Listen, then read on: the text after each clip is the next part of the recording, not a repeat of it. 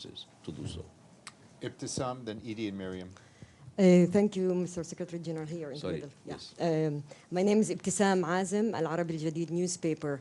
As you know, more than 41,000 Palestinians, the majority of whom are civilians, were killed in Gaza, and still weapons are being delivered to Israel. So my question to you, do you believe that there should be a weapon halt on delivery to Israel or weapon embargo? And what is your message to the Palestinians in general and the Palestinians in Gaza who feel that the world left them alone being killed? Thank you. Well, I have no illusions about the possibility of what you are requesting. Knowing the world as it is today and knowing the decisions taken by the powers that are relevant, I have no illusions that that would be possible. That makes the situation be what it is. And obviously, there is something that needs to be underlined once more, is that the level of death and destruction that we witness in Gaza is by far the largest that I've ever seen when in my mandate as Secretary General, and that the violations of international humanitarian law are totally unacceptable. I condemned, as I did, and I feel that that condemnation was essential, the terror attacks by Hamas, but what's happening today in Gaza is totally unacceptable, and I follow with a lot of interest the work of the international courts in this regard. Just a quick follow-up. You say you have no illusion, but you have a moral authority and a position on the issue of weapon delivery. So do you support it? Do you think it would be beneficial to stop the war immediately? I think that that will not happen, and I'm more concentrated on the things in which I believe we can make a change in the immediate. Edie, Miriam, then Talal. Thank you very much, Mr. Secretary General. You are bringing world leaders together to press for a multilateral future where countries work together. And yet we have two major wars in Gaza and Ukraine, a war in Sudan, and many others, and with exploding pagers in Lebanon and Syria yesterday. How worried are you that instead we may be heading toward World War III? I think we are perfectly on time to avoid to move into World War III. What we are witnessing is a multiplication of conflicts and the sense of impunity.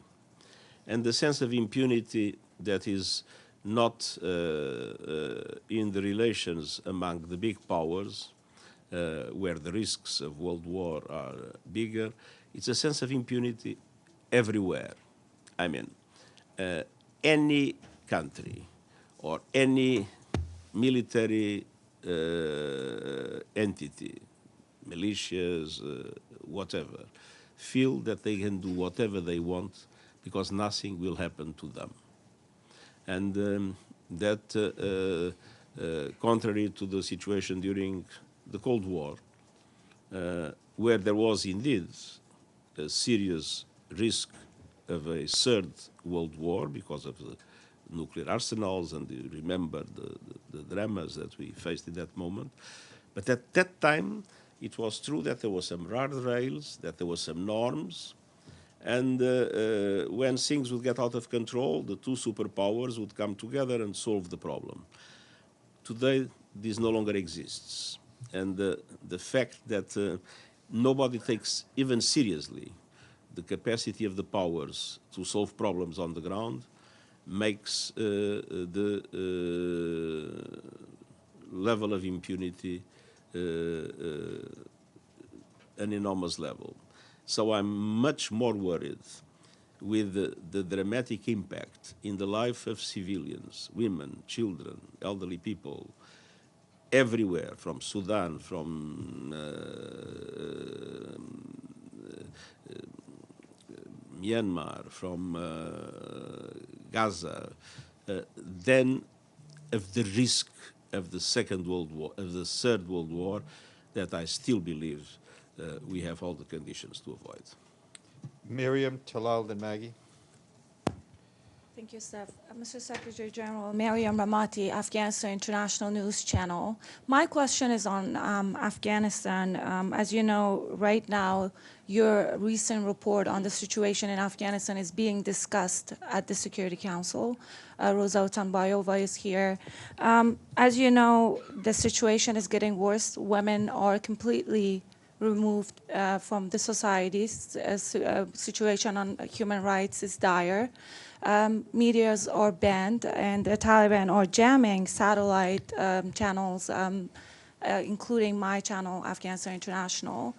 Do you think it's time for you and the international community to change course in policy on how to deal with the Taliban? It seems that they don't want to work with you. Thank you. This is a matter of great interest to me in particular.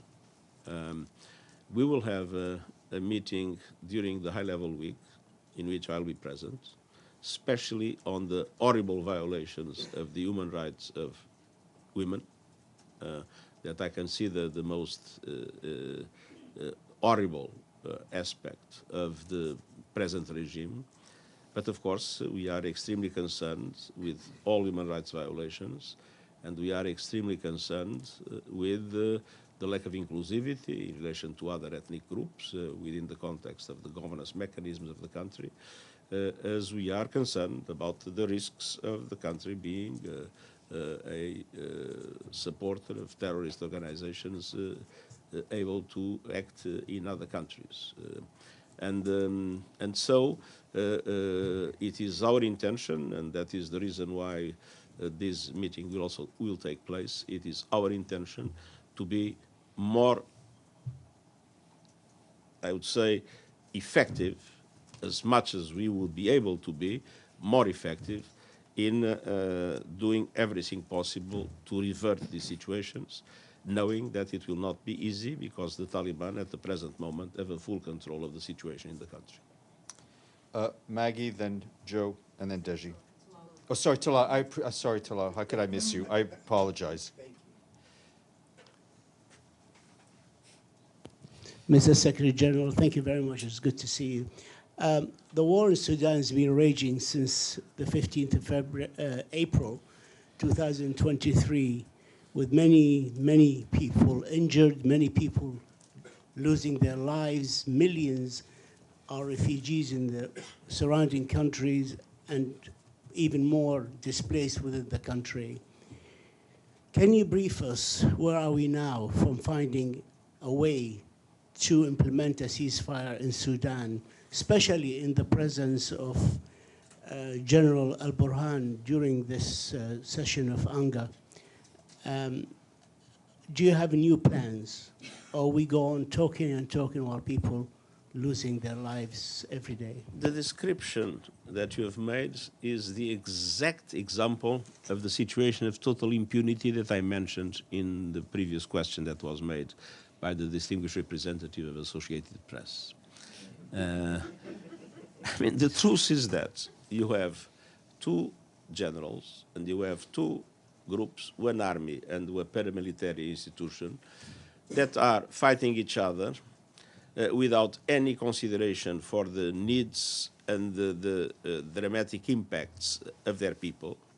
The level of hunger is spreading terribly in Sudan. The number of people killed and maimed is increasing dramatically. And as a matter of fact, all this is done with total impunity, plus the interference of a few other countries that also have some, interests apparently in relation to these developments in Sudan. We had a number of initiatives, the so-called Jeddah process. We had the Bahrain-Manama process. We had the African Union initiatives. We have the Arab League initiatives. We have the meeting, the summit in Djibouti. We have the high-level panel of the African Union. And we are all working together. As you know, my special envoy, Lamamra, managed to have in Geneva the two groups at the same time, but not talking to each other.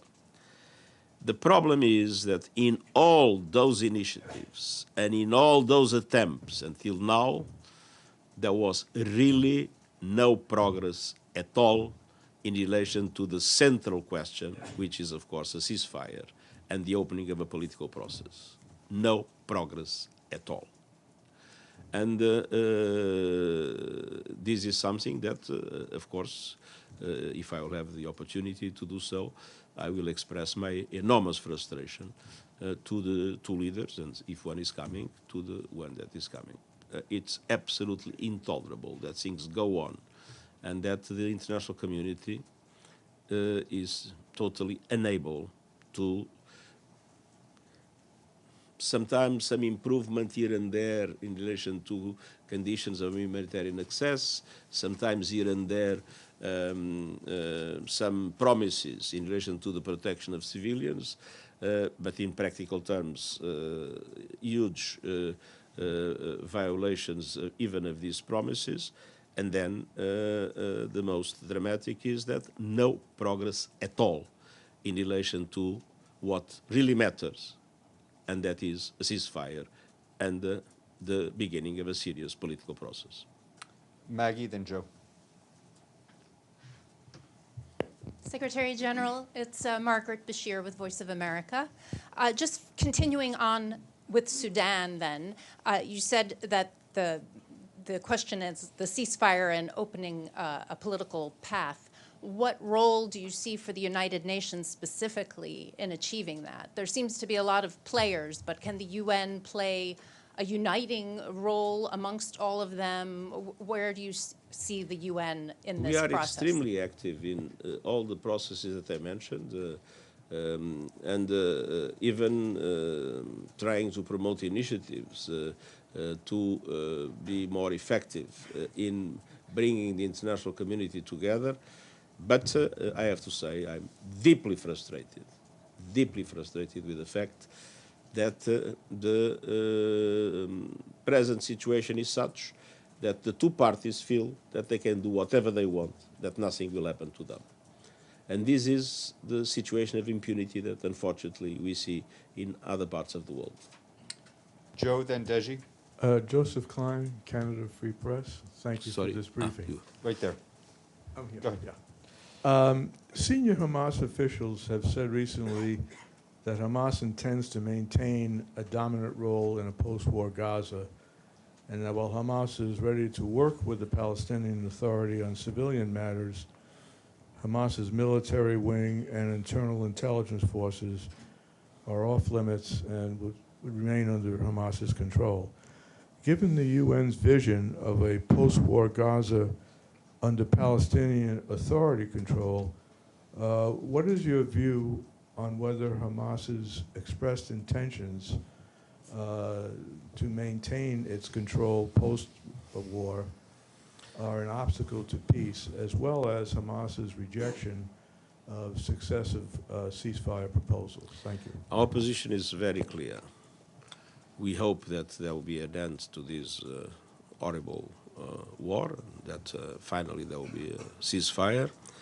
And in our opinion, it is important that that ceasefire creates the conditions for a transition for the Palestinian Authority to assume authority in Gaza, as well as in the West Bank, including East Jerusalem, and for that to be the basis for the construction of a two-state solution, a state of Palestine that, of course, will be ruled according to its own constitution and to its own rules.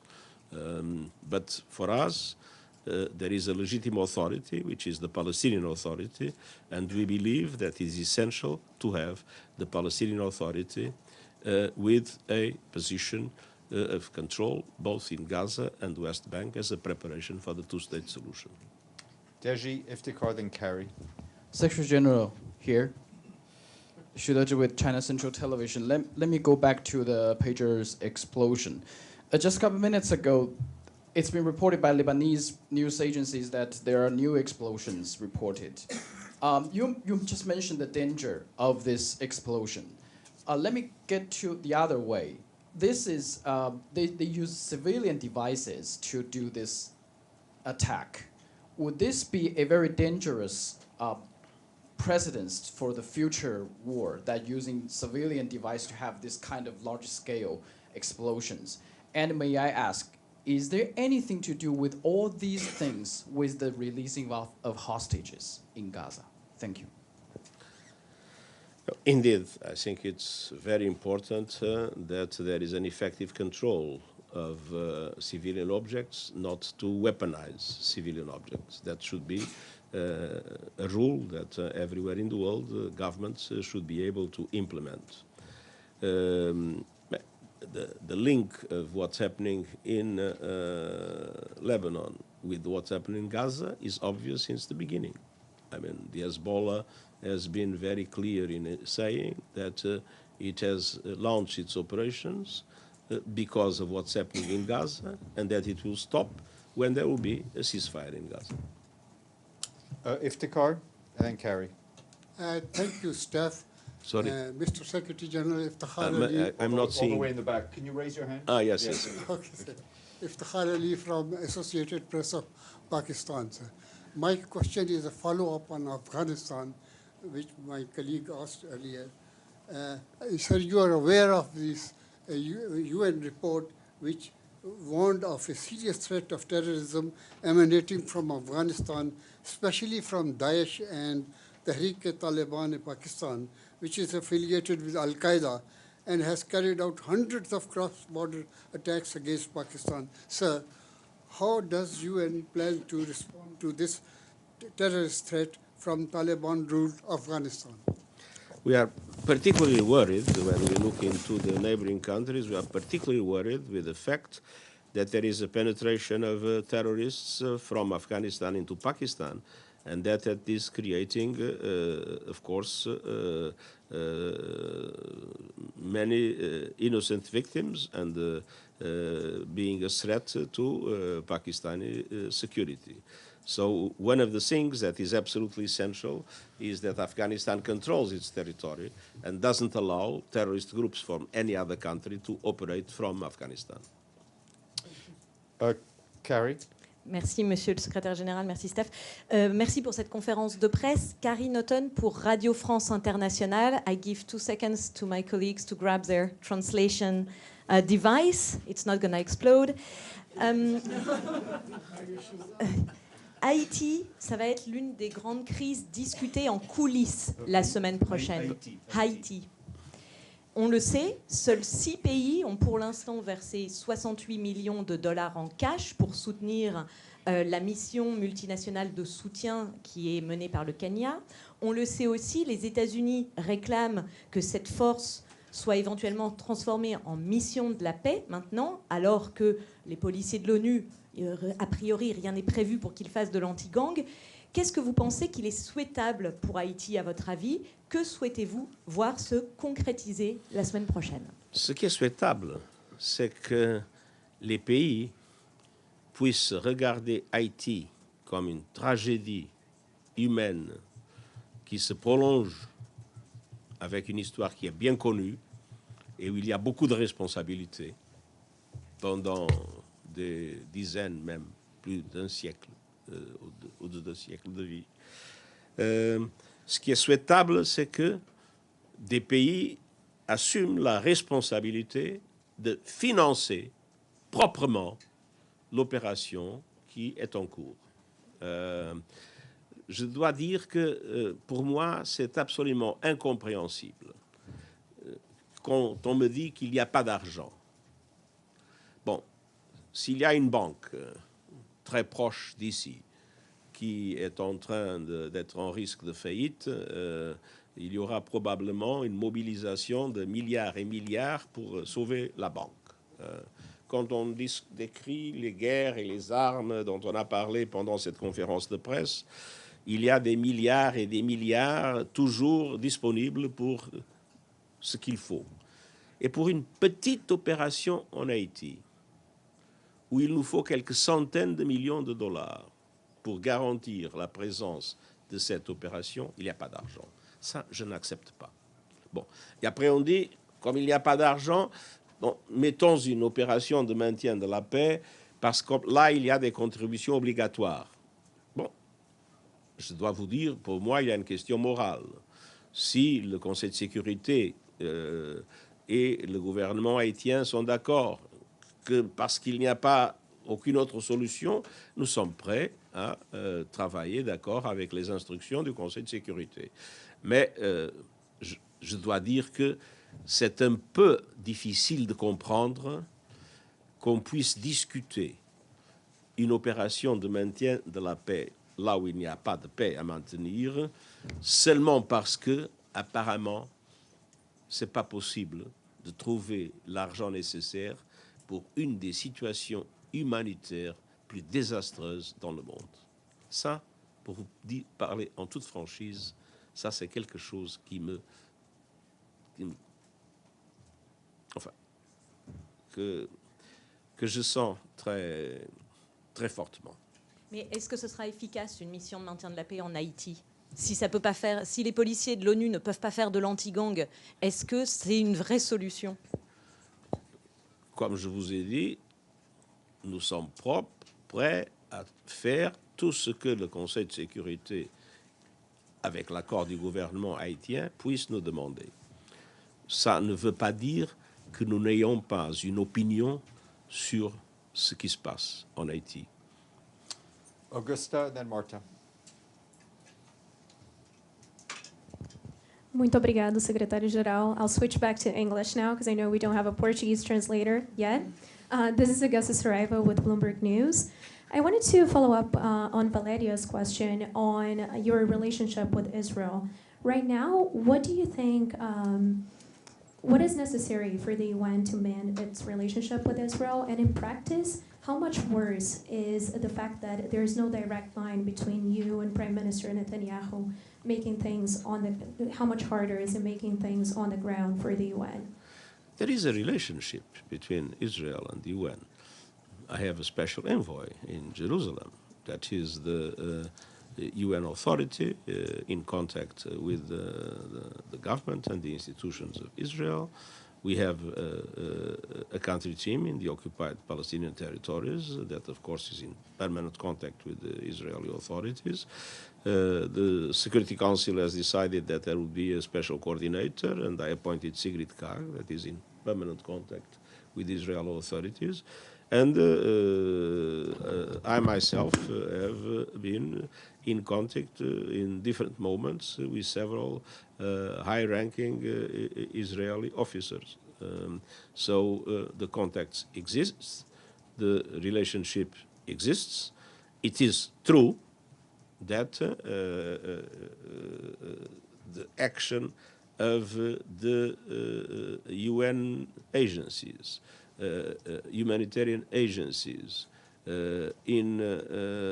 namely in Gaza, has suffered a systematic set of obstacles from the Israeli authorities, and it is also true that my position and the position of the United Nations bodies in relation to what is happening in Gaza, independently of the condemnation that we made about the Hamas attack, what is happening in Gaza is unacceptable. Thank you. Marta, and then... Thank you, Steph. Hello. Marta Moreira, da Agência Lusa de Portugal. Podemos falar em português ou tem que ser em inglês? Pode, à vontade. I know we don't have translator, but the question is about Portugal. Senhor Secretário-Geral, não. Como sabe, Portugal está a arder, o norte e o centro de Portugal estão a arder, grandes incêndios. A minha pergunta é sobre a questão ambiental e a questão das alterações climáticas.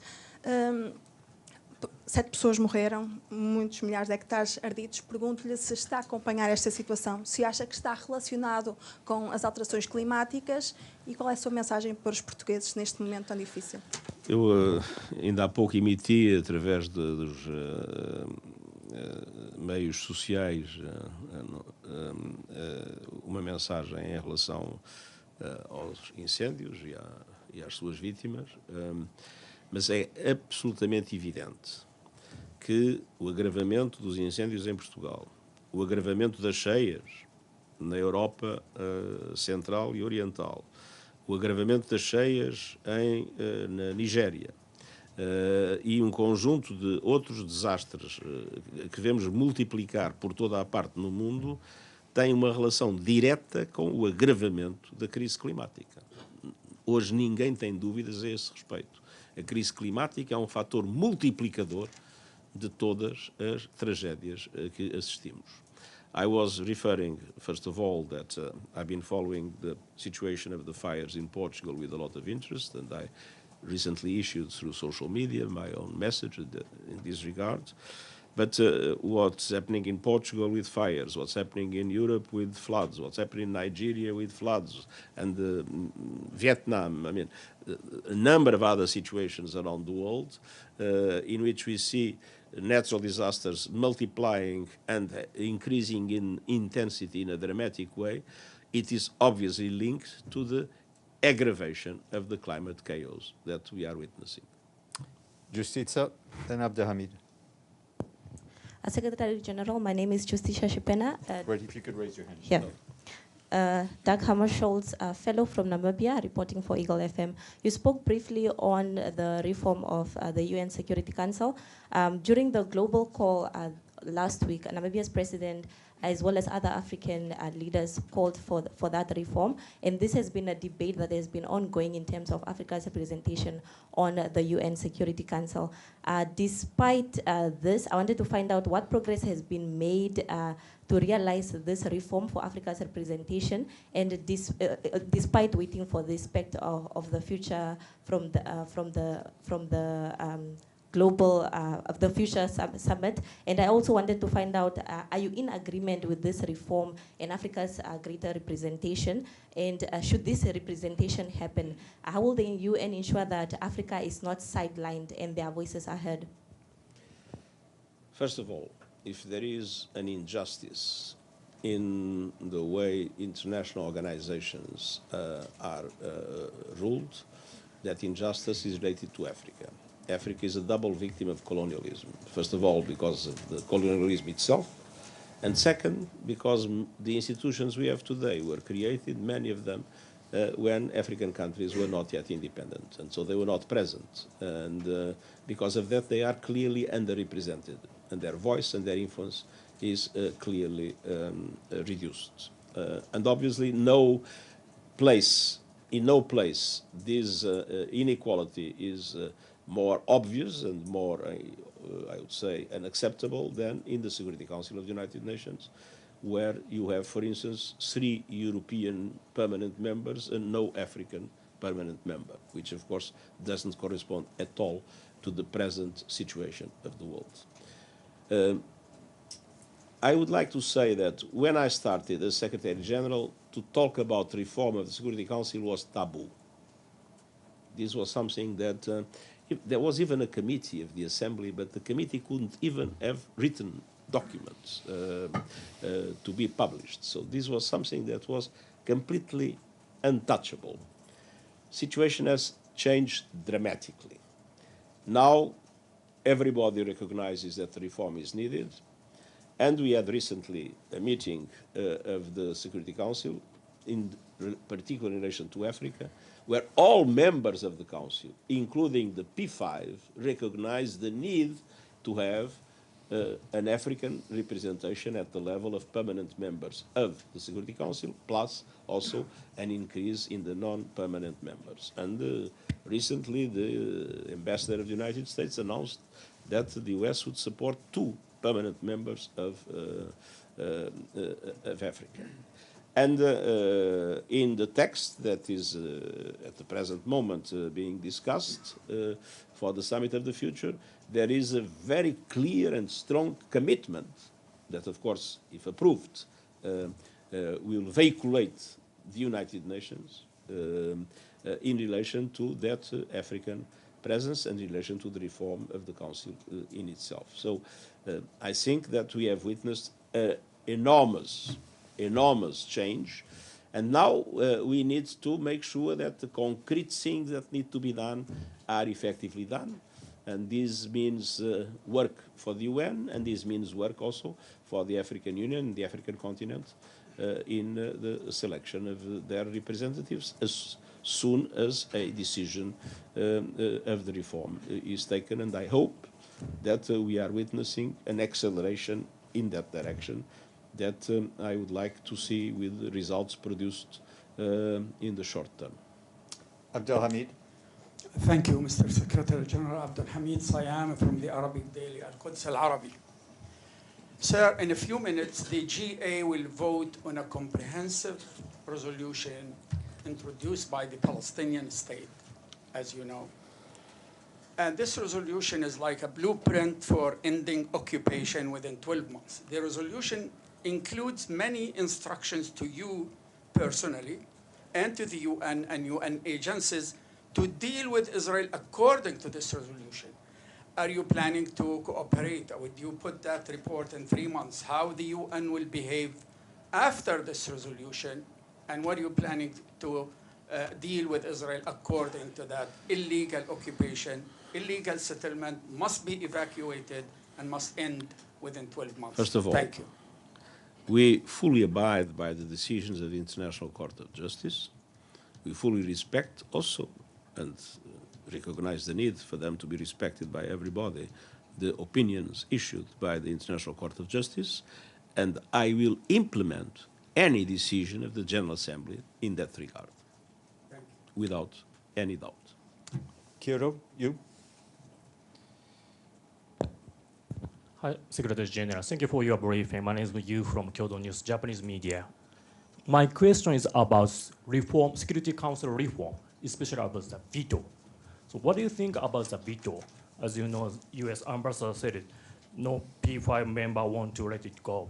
So what do you think about the veto? And one more, so to complete reform, so do you have any timeline or do you have any deadline to complete Security Council reforms? Thank you. First of all, we have to approve the resolution, the Pact of the Future. So that's the first step. So I cannot give you a time framework when I do not know even if the first step will take place. But it is absolutely essential that that moves forward. Now, if you think that I like vetoes, obviously I don't. If you think that I'm convinced that it will be possible to abolish the veto, I would be lying to you. I think that it is easier to have an agreement on the expansion of the Council, on the new permanent members, and on a number of, I would say, improvements in the transparency and procedure of the Council, and in the increased role of the General Assembly. I think all those things are possible, and I'm hoping for progress in all of them. I am skeptical about the possibility to have an abolition of the veto. That doesn't mean, as I said, that I like it. We're going to squeeze in a few more questions. Serife, Celia, and then Richard.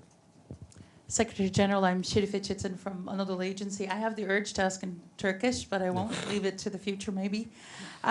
Please allow me to offer my condolences to all the UN workers that have been killed in Gaza. And as the number of casualties show, we can all see that the United Nations is trying its best to alleviate the situation in Gaza and deliver aid. But as it has been mentioned before in this room as well, your voice is also your power. So I want to know if you feel the international community is doing enough, and do you have a specific and concrete call for the member states regarding Gaza? Thank you.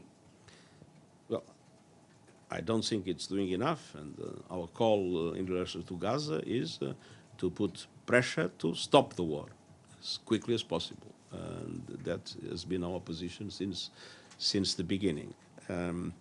But I would like to say something about what you have mentioned. We insist that all humanitarian workers that are killed in a war situation should lead to a serious investigation and to effective accountability. If this is true everywhere, it is particularly true in Gaza, where the number of humanitarians killed is unparalleled.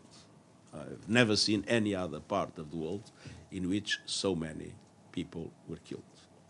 And I think that if there is something the international community should be strongly committed, is to put all pressure for that accountability to take place. Celia, then Richard. Mr. Secretary General, here. Celia Davaren, Africa Confidential. What do you say, what do you answer to those who say that the summit of the future is a well-orchestrated way? Sorry, I couldn't understand. Those who say the summit of the future? Is a well-orchestrated ruse to divert attention away from prior commitment, meaning that it's a way to not paying attention to the real problem. Well, we can say everything about, but the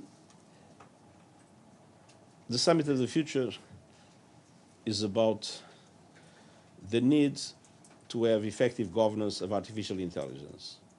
Isn't that a serious problem of today's world? The Summit of the Future is about accelerating the fight against climate chaos. It's not that a serious problem of the world that needs to be addressed. The Summit of the Future is about the reform of the Security Council and of the international financial architecture. Isn't that something that we all feel it's absolutely essential? The Summit of the Future is about all the questions related to debt, lack of financial resources that are undermining the development of developing countries around the world. Is not a serious problem that needs to be addressed. The Summit of the Future is about the questions of disarmament, and especially the problems of weaponization of new kinds of technological devices. Is not that the use of autonomous weapons, for instance, is not that a serious concern for all of us? So I believe that if there is something today that addresses the real challenges that we face, or tries to address the real challenge that we face, it is the Summit of the Future. Richard? Mr. Secretary, Richard Roth, CNN. Where are you? All the way in the back. I was watching some video the other day of you leaving your home, and supporters of the Israeli hostages were talking to you, and you said, "I have no power." I don't know if that was about specifically the hostage story. How do you feel 9 years into this job? Compare it to your first day on the job.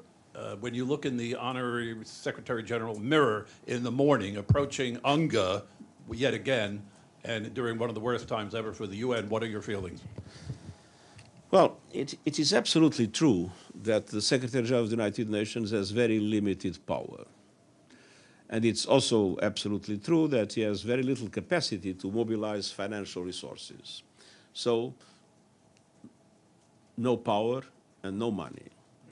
But there are two things the Secretary General of the United Nations has, and I have to say that I've been using them, and some people even criticize me to say that I'm using too much of it. One is my voice, and nobody will be able to shut it up. And second is the capacity to convene people of goodwill to address and solve problems. And I'll give you an example.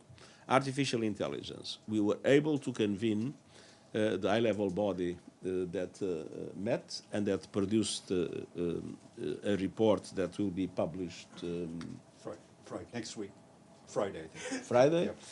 And that was given before to the co-facilitators of the Global Digital Compact, and many of its recommendations are already included in the text the co-facilitators prepared. And we managed to have together Americans, Russians, Chinese, and people from the global north and the global south. We managed to have together people from the companies, the governments, the academia, the civil society. We managed to have half women, half men, half north, half south. And they were by far the most representative group on artificial intelligence that was created until now. And that produced a set of conclusions that everybody recognizes are the first serious work on the possible levels of governance of artificial intelligence that, of course, as we all know, have their difficulties and their obstacles. So that convening power also exists, and I intend to use it as often as possible to bring together people of goodwill, governments, non-government organizations, business community, cities, to try to find solutions for some of the most dramatic problems that we have. So I do not complain about power and money, but I can guarantee that the voice will not disappear, and that the convening power will be used as much as I'll be able to do so. One last question, Mercedes. Thank you. Mercedes Gallego with the Spanish newspaper. Sorry, I don't Hello. see you. I'm here. Yes. Hi, Mercedes Gallego with the Spanish newspaper El Correo. Regarding ¿Hablamos en portuñol? That would be nice, but I don't think we have a translator for that. We have Spanish translation. Yes, not for portuñol. It's fine in English, thank you.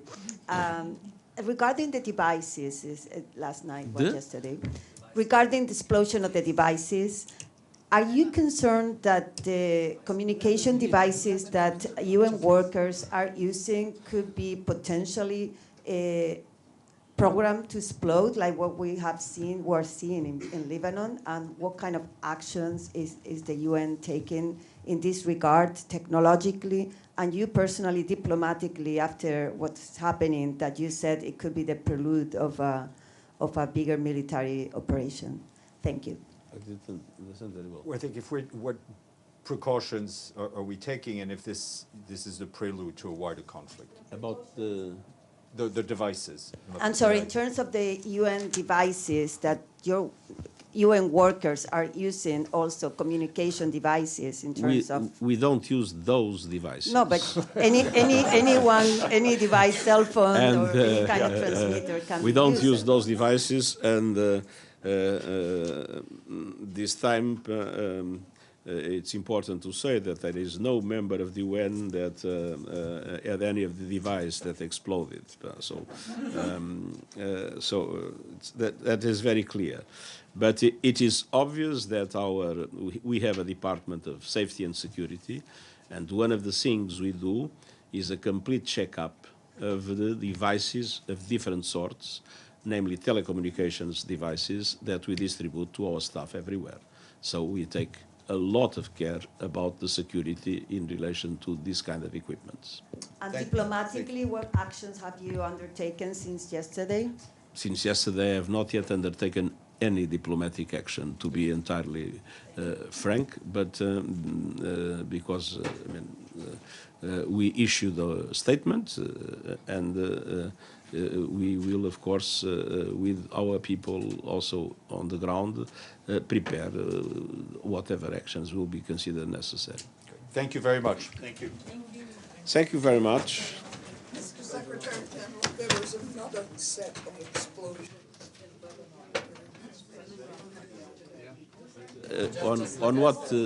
On what devices? Talking about walkie-talkies.